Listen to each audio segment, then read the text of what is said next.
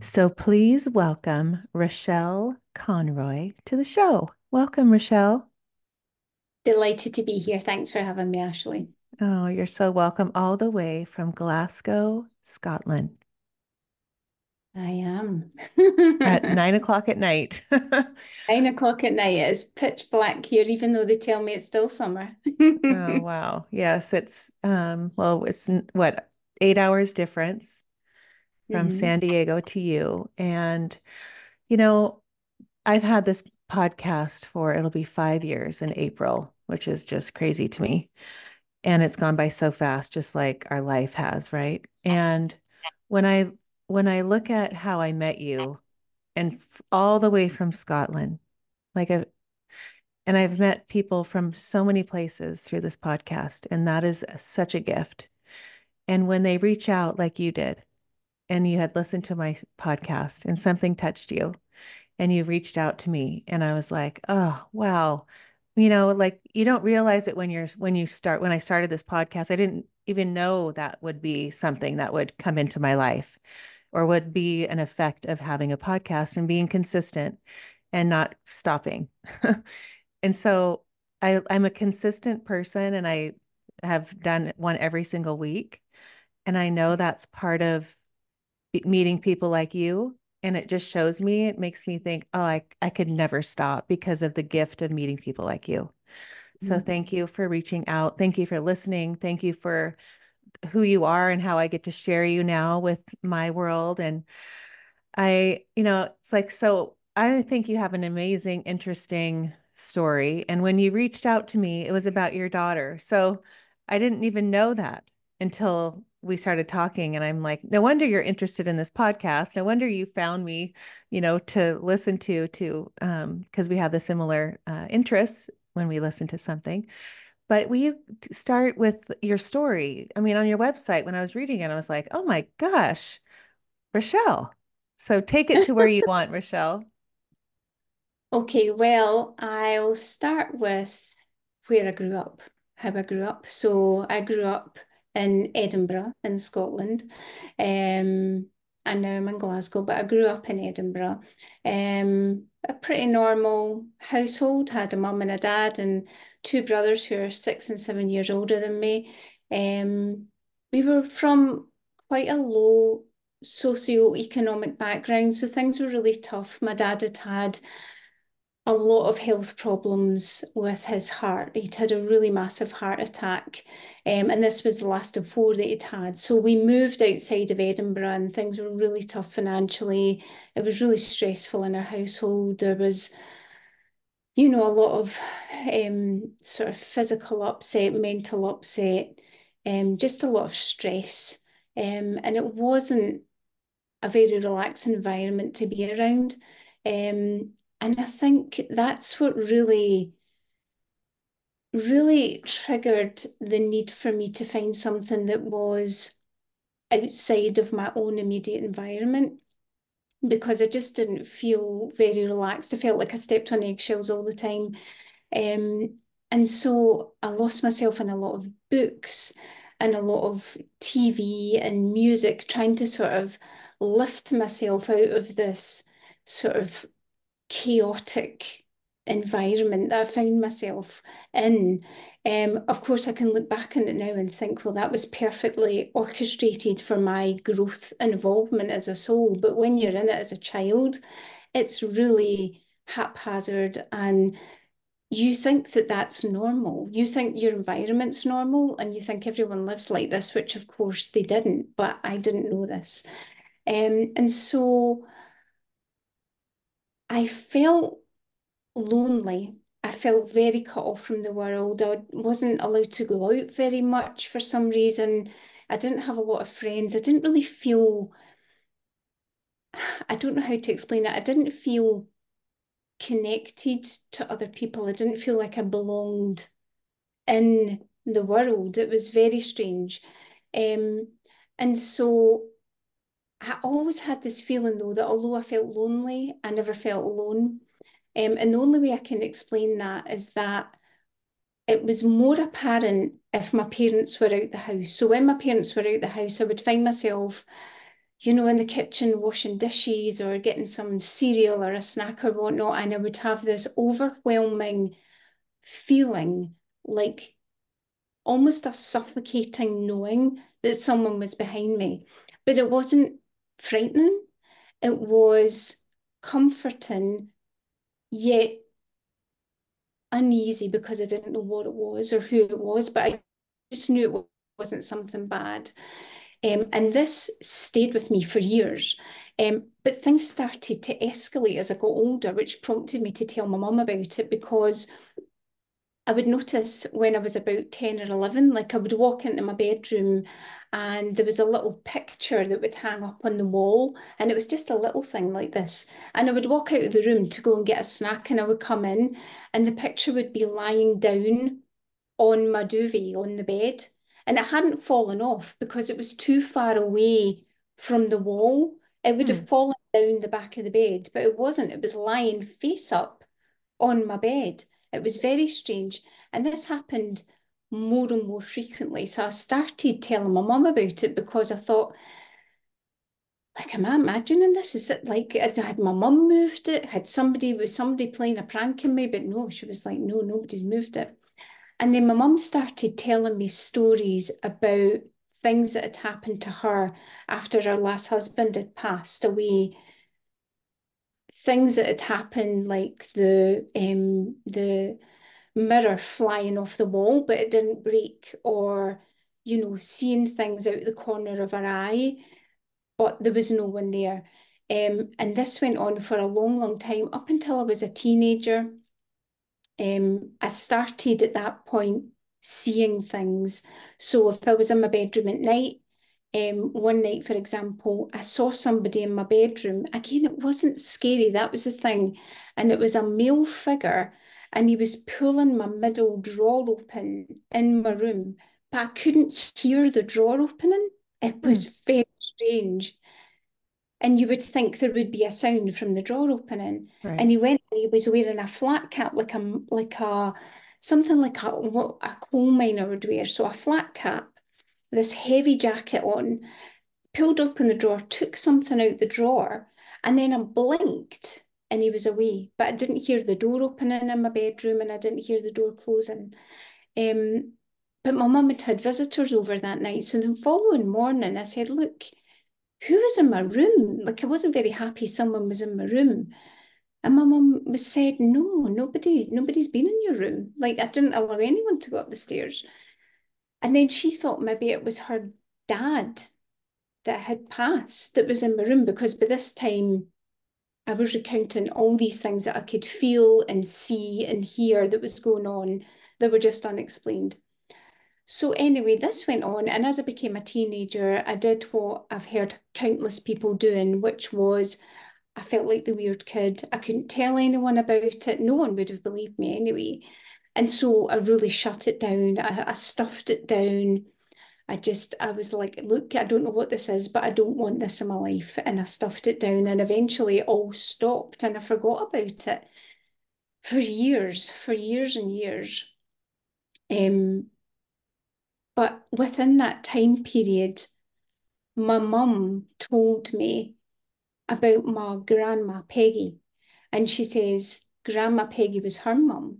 And I never met her. I never met her, Hmm. and I never knew any of my grandparents. She died before I was born. She died when she was in her 50s, actually. Um, and that all linked in later on in the story that I'm about to tell you. But she told me that Grandma Peggy had died before I was born. And as soon as she mentioned her name, I just felt this chill come from the top of my head down and across my shoulders. I can actually feel it right now.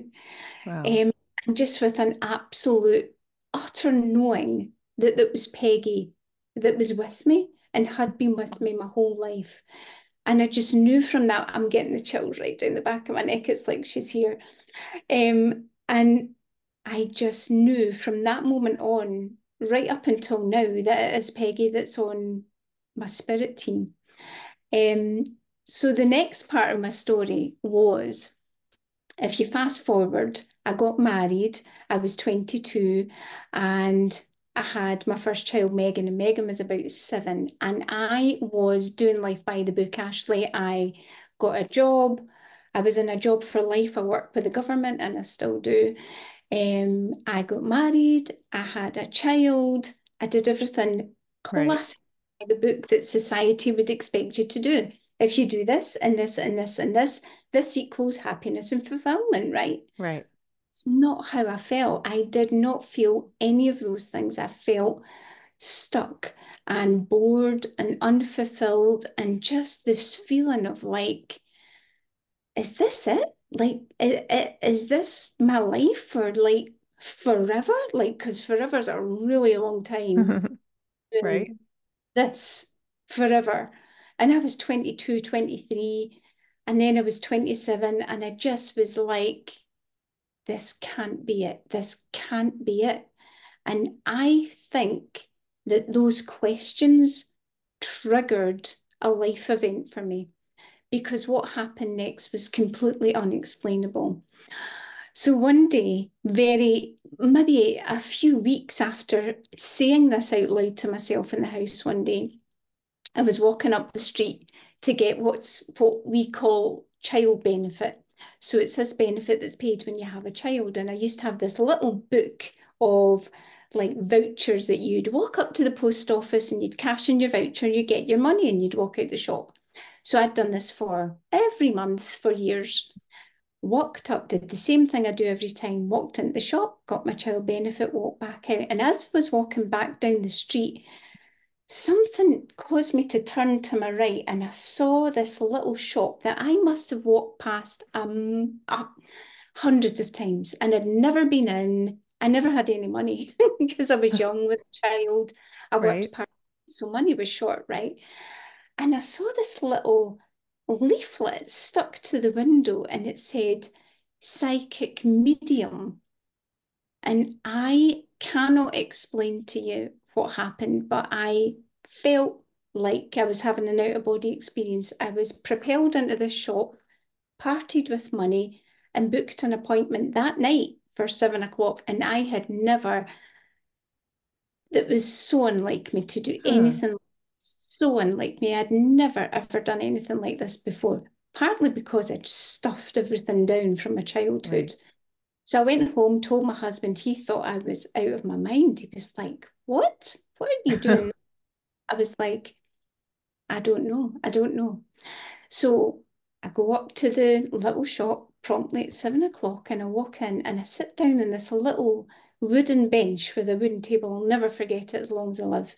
And she said, "Oh, your grandmother's sitting beside you." And I laughed out loud and I said, "Oh, you must be getting me mixed up with the woman that's just left because my grandmother died before I was born." And she went, "No, no, no, this is your mum's mum and she's sitting beside you."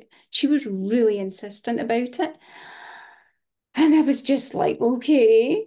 And then she proceeded to tell me, and it was just like this, straight out of her mouth. And she was like, your grandma's here to tell you that she's on your spirit team. She's been with you since the minute you were born. She's telling me you know this already, but you've forgotten. She says that you are here to be a healer. You're a counsellor, which I was. I was a counsellor at my work and I had been for years. She said, "You're clairvoyant and you're a medium and you're a light worker." And I didn't know for years later what a light worker was. I didn't understand what that meant. She told me how she passed, about her sore knees that she had, when her birthday was, Oh my all gosh. possibly have known, couldn't possibly have known. And she said, "You're going to be a healer and you're going to be guided to books and just your team will guide you." So I left this shop and I basically just laughed it off. And I was like, wasn't that really funny and interesting? So about a month later, went to my work and we had a 2-day strike coming up. And this woman in my team, I told her about this psychic, laughed it off. And she said, "Oh, this woman I have tea break with has some books on that you could take away." So the following day, she brought in 2 books. She brought in aromatherapy and she brought in a Reiki book. So I took them home, and because I had nothing better to do for the 2 days I was on strike, picked up the aromatherapy book, and I got, I think, honestly, 2 pages in, and it just didn't vibe with me at all. I picked up the Reiki book. I had no idea what Reiki was. And I honestly, it was like I was transported into a portal of time. I I was like I was sucked into this book, and I read it from cover to cover until 2 o'clock in the morning. But it felt like I'd been reading it for 20 minutes. It Hmm. was it was like a time. Remembering, like remembering. It was like remembering it. I was sucked in, and it made so much sense to me when it should never have made any sense to me, Right. because it was so unusual hearing about that we had a spiritual body and these energy centers called chakras, but it all made so much sense to me. I went back to work. Wait till you hear this. Okay. Work. And I work in a team of 5 people who I'd moved up to this different office with these 5 people, and I'd been there for maybe 6 weeks. So remember, no one's heard of Reiki. Nobody. Nobody knows what it is. I couldn't find anything about it on the internet, very, very little. And I was talking about it to my colleague, and my team leader's ears perked up, and she said, "Oh, my best friend's a Reiki master." Oh, wow. She says, "Yeah, I'll give you your number." Well, I phoned this woman, and when I heard her voice, it was like I'd known her forever, Oh, forever. wow. Like she was part of my inner circle of people that I'd known forever. And to cut a long story short, I went and I did Reiki 1 and Reiki 2. And then a few years later, I did Reiki Master. But it just opened up a whole. I had my first awakening doing this. I discovered I didn't know it was clairvoyant. This is the thing, because I never told my Reiki master. I was so scared to tell anyone about what I was seeing and what I was feeling, but I could see pictures in my mind when I was working on the people I was practicing on. I could see colours in my mind as I Hmm. was moving different energy centres. So if I was working on their third eye, you could see, the sort of indigo blue. If I was working on their heart, I could see the green. I saw visions of things that nobody would have known about. I knew somebody was pregnant and they hadn't told anyone. I had this vision of a past life of this person who, and it was this scene of an Indian tribe with a little sort of moleskin teepees and kids running around the teepees. And she said she had this fascination with American Indians, and she couldn't understand why she had this fascination with them. And years later, I realised it must have been a past life I was viewing. Um, and it was absolutely fascinating. I went on to all these people just came out of the woodwork for healings. People that my mum would run across, or at the hairdressers, or she would tell people, and they would come and see me. I had this constant stream of people, and yet the people around me, my husband, my family, my friends, nobody, they thought, honestly, they thought I was nuts. They thought I was nuts. And so that went on for a few years, but then my marriage broke down, which was totally fine. It was meant to, it was time. And so again, life takes over, and I shut everything down. Um, and then I met my husband, David. We had Beth, who I've talked to you about, Beth, my Right. little Rubik's Cube, who then we discovered had autism. So all of those life events really took over everything that I was doing. I had no room for anything else, because all my focus was on helping Beth, helping her grow and evolve. And she is so connected. It's unbelievable, but it has been it's a journey. It's hard because you want to protect them. Right. And obviously, the conversation we had, which connected us together, was that just the trust that Beth's got this and her team's got this, and I need to just trust and let go. And Beth's got this basically, right? Right. Totally. Um, yeah. But my second awakening was, so I'm 51 now, nearly 51, and my second awakening was at 46. And again, it was this dark night of the soul of in the depths with family, work, everything just piling up. And it was 1,000 little things that did it. And I had an absolute, what I can only describe as a breakdown, a full breakdown on Boxing Day of 2019. And it was just, oh, I'd completely unraveled, and everything came up from all the hurt, all the ugly that comes out, the blaming, the trauma from years ago, just it all came flooding up like a volcano. And it needed to come up because I felt Right. like it needed to be purged. And then about a month after that, I went to my mum and we were having this casual conversation, and she mentioned something about tarot, and something just About ill what? What was it? tarot, tarot Oh, cards, tarot cards. Yes. cards. And something just lit me up from within. And it was the first time I had a spark of anything positive in months, maybe even a year, a long time anyway. Anyway, I sent my mum upstairs for these tarot cards. Again, I had no idea why I was doing this. My mum doesn't know tarot very well. I said, do whatever you do with these cards. So she dealt these cards out, and the tower card came up. And this tower card means basically everything that you've known is about to come crashing down.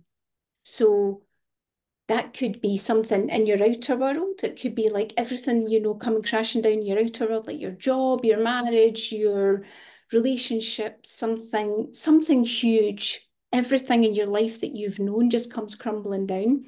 Or it can be something inside.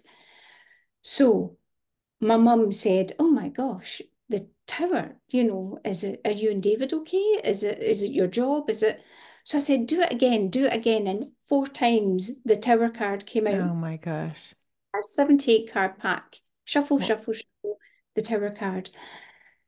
So I contacted my friend and I said, "Oh my God, this tower card keeps coming up." And she said, "You need to speak to my friend Shuna because she does an awakening course and I really, really think you need to speak to her."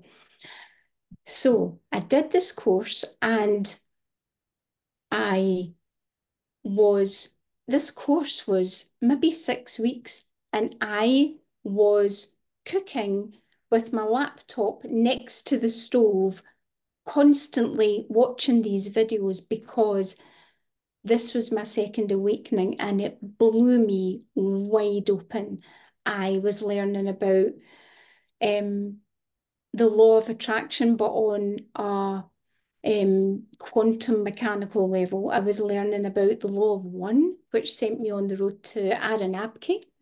mm-hmm. Um, I was learning about Joe Dispenza. I was reading and learning about the nature of reality and how, you know, on a quantum level, we're 99.99999% space, which Right. completely blew my mind. And it really was a tower moment for me because everything that I thought I knew about my existence, about why I was here, about my body, not really, that it was just a vehicle and that this was all just an illusion and we were living in some kind of matrix of reality that we were projecting out, that we were creating. Mm-hmm. I still have goosebumps just remembering the magnitude of that. It took me weeks to actually assimilate the information because it was so huge that I went through waves of believing a certain part and then disbelieving the next part because it was too huge and too much of a shift Right. for me to make sense of. And so, you know how that they say, take what resonates and leave the rest? I went Right. through waves of this until at the end of the course, everything made sense. And it was like, how is no one talking about this? People around and they're unconscious. They don't understand what's going on. I stopped watching the news. I only Hmm. watched films and still do to this day that light me up. I started listening to my intuition and only following my intuition. And my motto to this day is follow the breadcrumbs that light you up and let the Right. light the way. And I cannot tell you how much my life has changed since then. I went on to do the integrative nutrition course. I set up a website. I felt like a glass ceiling that I had created for myself, mind you, no one else Right. had created this for me. I had created it. It was like I had created this prison of mediocrity because I told myself these stories that just weren't true, that weren't true because I came from a low socio-economic background. Therefore, I wasn't worthy of earning a good salary. I wasn't able to be an entrepreneur because my dad was one and he was a financial disaster. And so that's why I went into the civil service because my belief came from my environment that I later learned through Joe Dispenza that had been downloaded for the first 7 years of my life, Right. computer Oh, program. And now, Rachelle, Rachelle, hold on a second. Okay, first of all, I've cried twice since you've been talking. But right now, what I'm feeling like is I'm listening to you talk, and what it's going to be for people to like, they'll understand, they're going to relate. I'm relating. I don't have those lows and highs, but I mean, obviously, as dark, these big, huge valleys and hill highs. Um, but when you're talking, I'm thinking, okay, where we are right now in 2024, August, and what all the things that I've been downloading in my mind I never listen, I never watch the news like you. What we're going through with this election, I don't know anything about it. I'm completely oblivious. I know you live in Scotland, so I mean, you have no idea what's going on in the United States, but and I'm listening to it go, okay, things have to break down before the glass ceiling is shattered, right? And what how you explain your story is like you had these moments where you were it was you were crumbling, you were breaking down, but then it's like, wait, and then here, it's like, here I come. It's like, and then it's like, okay, wait, now, but when you listen to that and you reflect on your life and you look at the moments where you were like struggling, questioning, asking, searching, reading, everything you could, getting the cards out, reading the angel cards, the tarot cards, all the things to search for answers when they're just inside of you and they've been there the whole time, and you're yeah, just thinking you have to look outside and say, show me, teach me. But when you know that like when we've been programmed from, I mean, from, I, as me, conscious parent, because I started so late, you too are a conscious parent, or you wouldn't have reached out to me concerned about your baby, right? Your daughter. I mean, to me, she's your baby, but you know what I mean. She's 12, right? yes, she's Okay. 12. So obviously you are. So you realize like when we live our life, and now more than ever, I hope to God people are waking up seeing this is all these, it's a distraction. Everything is a distraction. Everything has been put here to make us not remember. So as we shift from this three-dimensional, distracted, programmed, all the things for these last, whatever thousands of years to now, and we are here right now, and what you're here to do is to explain your story, have people understand we're all this. We are all this. And we all have come here to do some kind of unwrapping of this onion and right, taking the layers away because there's so much inside. And when I realize, I mean, my podcast is 4 years old, like I said in the beginning. Those interviews just in 2020 versus 2024 are like night Oh, and day. they Okay. are. So Yeah. when you realize you what? Well, you've evolved as well through, Yes, I have evolved, thank yeah. God. But So I have I know, yes. every week. But but when you think about like if I just would say to you, in 2020, I couldn't even go back there and listen. I know you've listened and you've told me how much I've evolved and that I've grown. And I appreciate that so much because I hope we all know that we're here to do that. But when you look back at just 4 little short years ago, you know, and the questions that I ask, the people that I interview compared to now and the things that we talk about and that we know now, it's this like an explosion of that glass ceiling that you talk about. It's like, but so why I had tears was wow, like it's like I'm being able to talk to someone like you that's just this sweet woman that figured out life and went from the highs to the lows, got married, divorced, had two babies, but figured out there's something in her that she's remembering that she's going to start to use to start the website to help people to help people. I mean, that's how I feel like we're here to be of service, right? Like that's what fills my heart. Yes. And when I know that that is such a passion and it fulfills me so much, I want to do it. I want to do it every second of the day. I mean, I was so looking forward to interviewing you because it's just like these people that live their life and don't realize the magic. And then finally, like they're looking back and they look back at those breadcrumbs and they're like, oh my gosh, that was for me. And that's why I had to do that, divorce or whatever it is. And then now look, and then I'm moving up the ladder, right? Then I'm going to do it again. I'm going to be closed down because of all the distractions. And then Mhm. finally, something's going to come back and say, okay, Rachelle, wake up. You forgot again.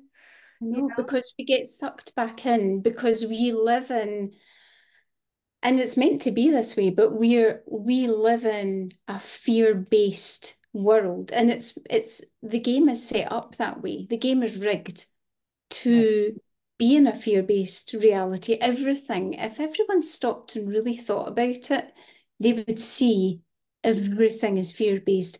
Everything we consume in the media, time. Oh God, when you talk about time, I'm like such a human construct.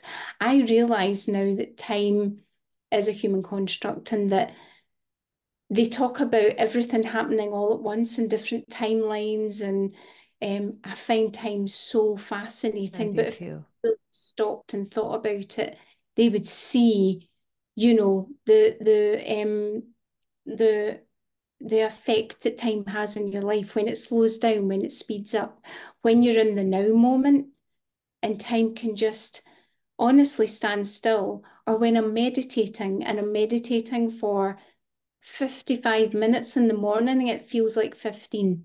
Right. It's so fascinating to me that when you're in the now moment and not living in the past and the future, which is all that it's gone, it doesn't mean anything, but people live their lives in the past, regretting, thinking, just replaying this loop of destruction and hurt and blame on Hmm. a loop in the past that makes them fear the future that hasn't even happened yet. They're not living in the now moment. And Right. I have to say that there's two things that's happened to me that are absolutely massive that I've noticed, and I really want people to really think about this, is that as we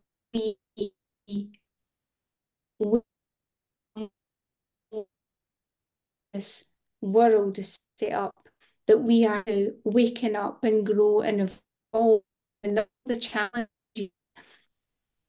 we have encountered, most of them we agreed prior to coming here. And so there's no need to feel like a victim because the challenges, while are very uncomfortable in the moment, when we look back at them, we think, oh my gosh, thank God I had that childhood. Thank God I had that marriage, which was amazing, by the way. My first marriage was really great until it wasn't. But that taught me something so Right. that I could step into my second relationship and have Beth and help with my first daughter, Megan. All of it is interconnected in the most perfect, intricate plan.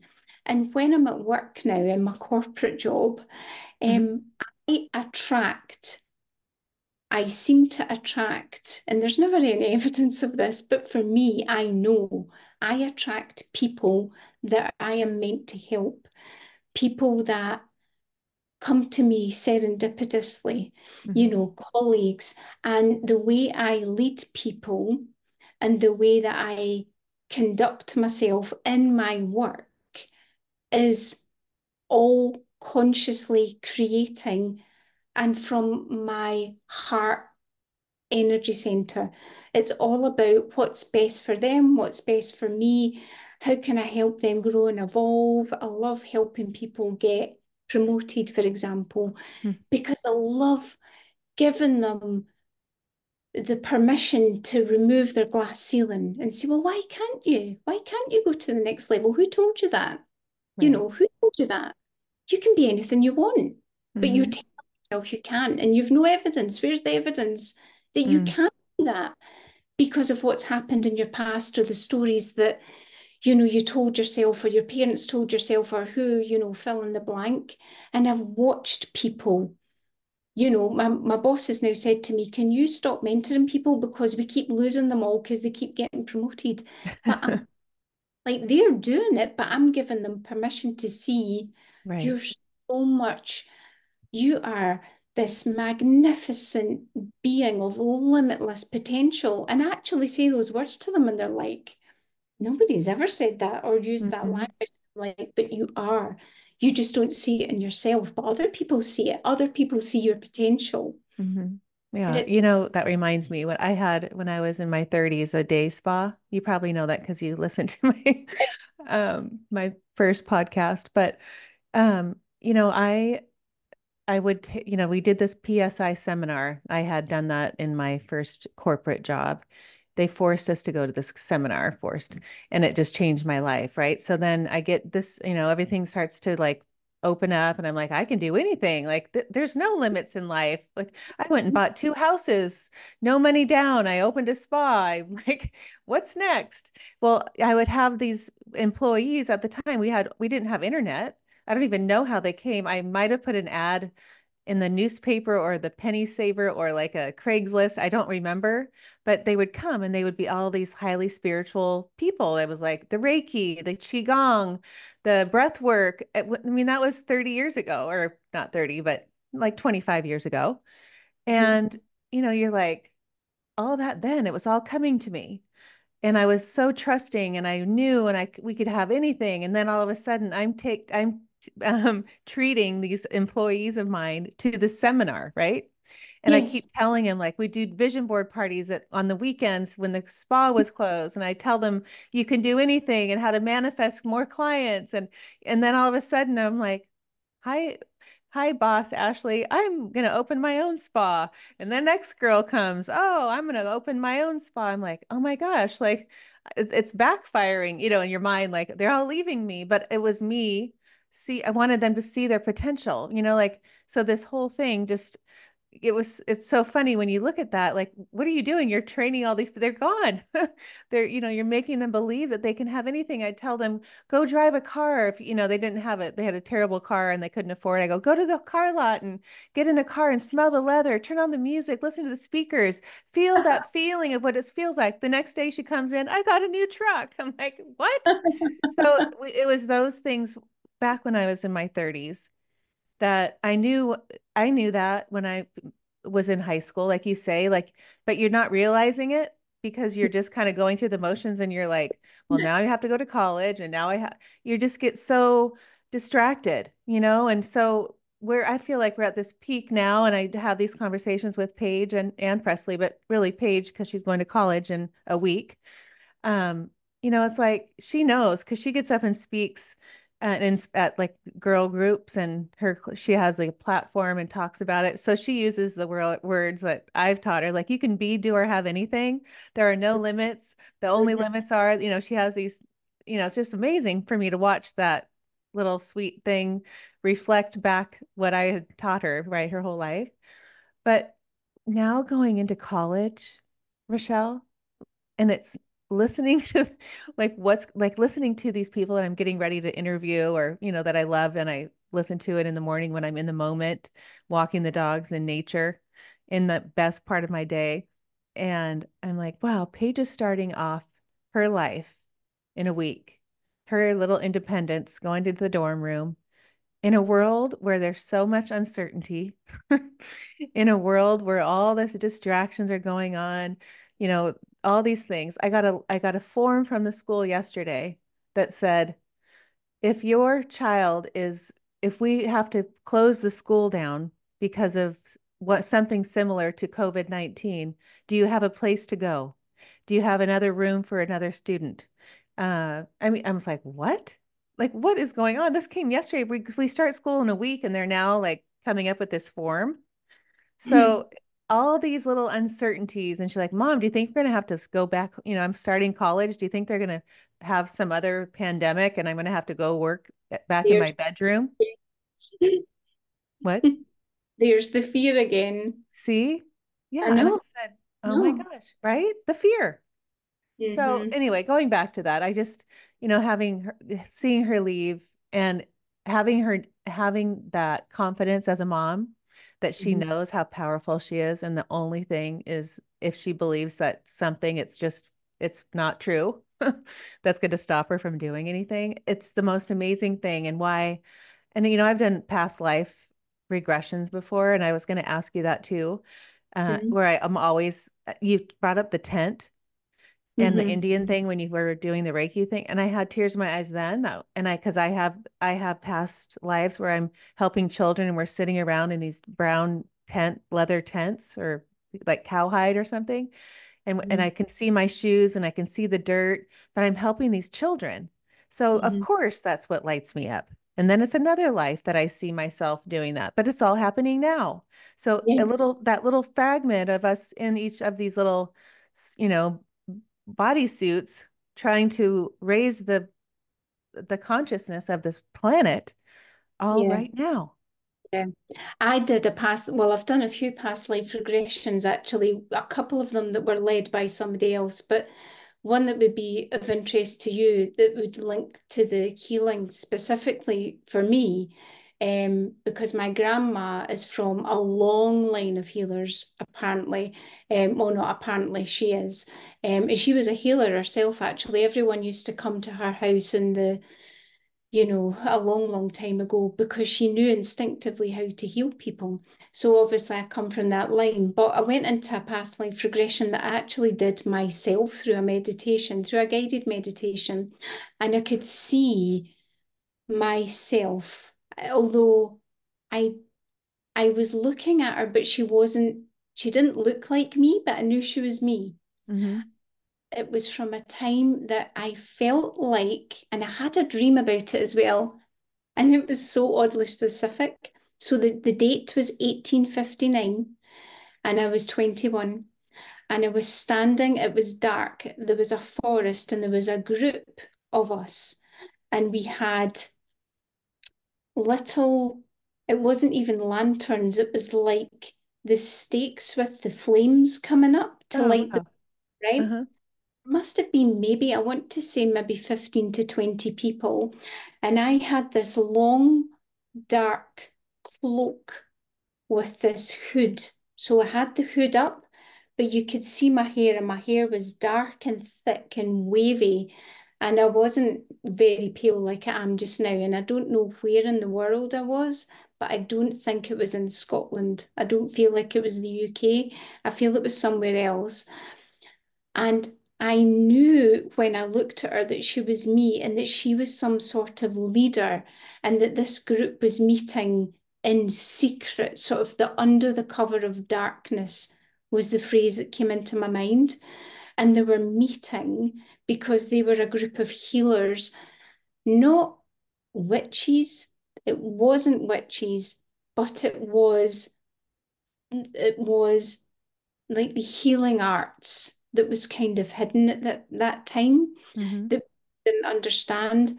And she I'm looking at this tribe from the back, so I'm looking forward and they're in front of me. And she turns and she looks at me and she knew it was me. She knew she was looking at herself. Hmm. It's me in a different form. And she never said anything, but it was like knowing telepathy of I see you Right. I love and I that. know who you are and I know Mm-hmm. why you're here and I know that we're connected and that we're one and the same. Mm-hmm. It was so profound that it just made sense to me then that we are living all these lives, these different variations of us. Because to me, your oversoul is split into many, many, many fragments of the one soul. So I'm here in Scotland. I'm somewhere else Yeah. living out this other life in this other time. It doesn't need to be, that it's 2024, but I'm in Canada, or it's obviously a different timeline because this girl was there and she was younger than me, Mm-hmm. you know? And it just made perfect sense to me, like, oh, so that's how it works. But I do believe that we're all just fragments of source, is what I believe, is that people feel, there's this God or source energy or whatever name you want to put in it. Everyone has Right. their own word for it. And I do believe that there's that, and it's a consciousness and energy, you know. But I feel that we are fragments of source and that we're all fragments of source and we're all here in this lifetime just playing characters and supporting Mm-hmm. characters, and David's a character and Beth's a character, and maybe Beth's been my brother in a past life or Yeah. a sister or my mother, or you know and then I started thinking, well, what does that mean now that my dad's passed? Because I communicate with my dad. I do He was too. here. Yeah. So I communicated with my dad. Oh, let me quickly tell you this. Oh my gosh, this will blow your mind. It was my dad's 100th birthday on the 22nd of February this year. I went into meditation and I had this vision of my dad as he was. He was old, he was 89, really old. And I had this vision in my mind. I thought about how he smelled, how he looked, all the details. And then that sort of went away. And I had this sepia picture of him when he was in the Burma War. He was in World War II. He was 50 when he had me, really Oh, old. wow. Yeah, no, he was in bomb disposal anyway. Sepia picture, and he's like 19. I knew he was, but I'd seen this picture in real life. It was a real picture. So he'd brought this picture from my memory bank forward, and he said, "This is how I feel now." And Mm. in my thoughts, he's saying, "This is how I feel now." And I was sitting and I said, "Okay, okay." And then a thought popped into my head. I said, "Okay, how do I know this is you and this isn't me making this up? Give me some evidence that I know beyond a shadow of a doubt that this is you. My mum wouldn't know this evidence. My brothers wouldn't know this evidence. Something." And immediately he said, "Put your hand out," in my mind's eye. So in my imagination, which of course you know, Ashley, is just a different dimension, right? Right. So I'm putting my hand out in his eye, and he drops something into my hand, and it's a medal, a war medal. And I went, oh, so it's got a red ribbon and it's a star. And in my mind's eye, it's Burma Gold Star Medal. and those words, Burma Gold Star Medal. It's like the words dropped in. So I'm going to cut this story short. So that happened. When I went to bed that night, he said in my mind, you need to look that up. You need to look the medal up. And I looked up the medal that I'd seen, and it was the exact medal Wow. on the internet. And it said that they'd been awarded to everyone who had served in Burma in the Commonwealth in 1946 when he'd been there. And I asked my mum, I asked my brothers, and nobody knew that he'd received this medal. Nobody knew. And Oh, he'd wow. and he said in the meditation, this is a gift to you because you were meant to have this medal to remind you of me. Oh, wow. It was to the detail, Ashley, what this medal is on the internet. You could look it up and you will see it. Same ribbon colour, the words around the medal Oh, wow. were gobsmacked. They But literally were like, there's no other explanation for that. Like the no, and they said, okay, you've got me. There is no other explanation for that. no. But what comes up to me when you are sharing that and listening, trying to listen to how the people are receiving your message is we all can do that. How Oh, often do you sit in meditation? How often do you, ask for a message? How often are you, doing your something, connecting? And I feel that way with me and my practice. I'm very, like I say, consistent. So it's hard for me not to. And if I am out of town and I'm not in that routine, it's like I can tell in my energy it's off, but yeah. I'm okay. But to be in that, what you're doing and how you're connecting, and really the awareness of the power that we have, and not only owning it, but being it, like having that beingness, like be that. Hmm. What were you going Yeah. to say? I was cutting you off. We're coming No. to the end. I want you to make sure you share So everything. so the predominant things that I teach now are Reiki.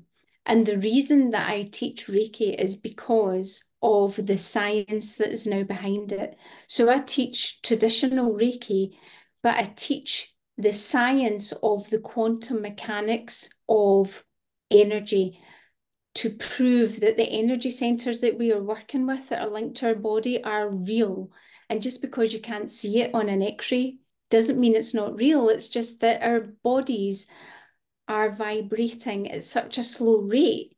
And the energy centers vibrate at a faster rate, which means that we can't see them with our physical eyes, but we can only detect 1% of the light spectrum, right? So that's why we can't see them. But I know I can feel them when I'm doing Reiki. When I do Reiki courses remotely, people can feel the attunements, they feel healing, they feel the heat, they see things, they see the colors. And it's really, for me, I know that people can do this. That's why I teach Reiki, because I can teach people not only how to heal their own body and not rely on, big pharma, which has its place, by the way. If I'm in a car accident or I need, high level antibiotics for a serious infection, I want a doctor, like no question. Right. For things that are that we have created ourselves through disharmony, through our low vibration and being out of alignment with, because we're so stressed and we're not focusing on our health and well-being, because stress is the number one thing that drives your vibration down. And stress and anxiety and depression are the top reasons now why people visit the doctor. And there's such the solution is inside of everyone. Mm-hmm. And the solution is to learn how to meditate, how to go in and balance out these energy centers, because they're linked intrinsically to your physical body. But more than that, it's about teaching people that over and above that, before you even get to that step, your thoughts create your reality. Your thoughts create everything that's around you, which is linked to your vibration and how you live your life, how you choose to live your life. And I'm so passionate about this because yes, I teach courses and there is an energy exchange of money for that. There has to be. But once you have that tool, you have that for the rest of your life. Mm. Um, and I'm so passionate about sharing that with people. And the other thing I share are soul sessions, which are more about, helping people with their journey and lifting that glass ceiling off. What is their purpose? What is their mission? Bringing in their guides, bringing in their loved ones, using the cards, and really just helping people to see they have this within themselves. I'm just showing you what's possible, but you have this already. But sometimes people need the experience Hmm. to know it's true. And so I wanted to tell you that because I am within your community and I have been with your community for 4 years.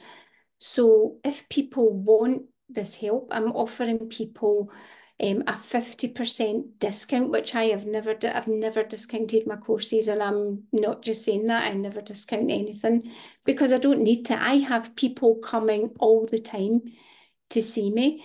But if people want to learn Reiki or they want a soul session, or they want to receive Reiki from me, they can use the discount code Ashley50 and they can receive a discount because I'm so passionate about spreading this word across the world that people, there's a different way to live your life and it's all the tools that you need are within you already. So Hmm. that's what I wanted to say. Oh, I love it. And you're amazing. And I can't again tell you how grateful I am when you take the time to reach out to me and know that you listen to me every week is just, and when you respond and tell me who touched you or who, made your head explode like a one of those emojis. I was looking at I was going to ask you, these books that you put on your website is the Miracle Morning and How Not to Die. Those were two books that you mentioned. And why are those so important to you? I love the miracle morning because I feel that from the minute you wake up out of dream state, when you're still in that theta state, is the most important time to set up your day. So I use the first hour of the day to set myself up for the day. So I meditate once I get up in the morning and I set my intention for how I want my day to open up. And I think it's so, so important because it makes the difference to how your day is going to go because we are creating our reality from the minute we open our eyes to the Mhm. minute we go to sleep. And it's so vital. I'm sure you do something very, very similar. Yes, you're And speaking my also language. and also fueling your body with the right food, which is why I recommend How Not to Die, because it's all about the science of nutrition, because everything goes together. Everything is holistic. So mind, body, and spirit. So you need to look at your thoughts. You need to look at your energy centers. You need to move your body, for you, because we have a physical vehicle. We need to look after it. We only have one vehicle for a long, long time. Right. And we need to fuel it properly. So those are the three things, and it's so easy. And people can reach out to me again for health coaching. I do a free 50-minute session for everybody, all the public. Because for me, it's not the money isn't a driving force for me for my business, Ashley. And I really hope your viewers can see that. I feel like I have a mission and a purpose. Otherwise, I wouldn't have been led to Reiki in the first place, right? I wouldn't have Oh, been for led sure. team by my grandma, who I feel left early to be in my team to Hmm. help me through my life. I've got the chills again. It's like she's standing behind me saying, yes, that's right, that's right. Um, and so I feel I'm doing people a disservice by not sharing this information with people that they have all these tools within themselves. They had them from the minute they were born, and they'll have them until the last breath that they draw on this physical plane. My grandmother, my mom's mom, passed away when you just brought this up, so I have to tail on that. She passed away when I was two, and I remember her whole family line were Christian Scientists and all healers, and her great grandmother was a healer for, I mean, just like you just described. Anyway, I've always had, whenever I've had a session with a reader, psychic, medium, they brought her up and said, she's always here. And then, did you listen to Gosha Lorenz? That Hmm. she said, "Oh my gosh, Ashley, it's your mother's mom, it's your grandmother. She's been with you since she died, and she's held on. She was one of my entities." But when you describe that, I was like, it's like she left when she was 50. She had, she didn't leave. Because my grandma was 52. I feel like we're in the same boat. I feel like she's on your team as well. I'm getting the chills running right down my shoulders, Huh, like information from my team that's the case with you as well. Yes, huh, like a knowing. Uh-huh. yeah, Funny. yeah. What's the chances of that? No, but when you said that, I thought, oh my gosh, when Gosha said that to me, and my mom always says, "Oh, you remind me so much of my mom. You have, you know, everything that she always did for me, you do for your girl, like all the little things." And I said, because I didn't really know her, it was when I was two. So I can still picture the bed I was in next to her when she was just laying there waiting to die, basically, because she wasn't taking medicine. She was just getting healings. Um, but to think of it that way, to understand now how we know, like we all choose our plan, this life that we're going to live right now in this little fractal of our soul, and the things that she wanted to be on my team. I mean, that helps me. Like she wanted to be a spirit on my spirit team more so than my grandmother in human form. Mhm. And watch out for the thoughts. We'll just end on this. I'm aware of your time, but the thoughts that you have, people mistake thoughts. People mistake some of their thoughts for their own when actually those epiphanies or these thoughts that you have that just come out of the blue, I call them like a download, and Hmm. they're in your voice. But that's probably someone from your team or your grandma or your guide or particularly if you're not, I usually get them in the shower in the morning because I'm zoned out and I'm not thinking about anything in particular. Hmm. That's when I get the downloads are coming in. And I know it's a download because it's not coming from my stream of consciousness of, I need to get this done, I need to get that done, oh, I need to Uber, I need to do this. Like the constant to-do list. Hmm. It comes in from left field out of the blue and it's not connected to anything that I'm thinking about, but it's in your voice, the same thought sound that you would normally think everything. If it comes in and it's completely disconnected from anything else that's going on in your head, that's your team. That's your team. Hmm. Always. Yeah. Except I get the chill coming down my head and across my shoulders. And it's like, yep, that's us. And that's what they do now because they're like, oh, she knows now. If we give her the chill, she knows that's us. Oh, wow. That's Yeah. amazing. For a sign. And Yeah, then you'll right. Yeah, I love it. Oh, thank you. Thank you. Thank you. What a treat to be able to have an hour conversation with you and to get to know you even more and all of your magic and come and uncovering your magic. I didn't know there was so much magic. I know we all have so much magic, but I didn't. It's so fun to learn your magic. Anyway, thank you. Thank you. And now you can go to sleep. And my day is still going. Oh, well, it's been my absolute pleasure. Thank you for having me, Ashley. Oh, you're so welcome.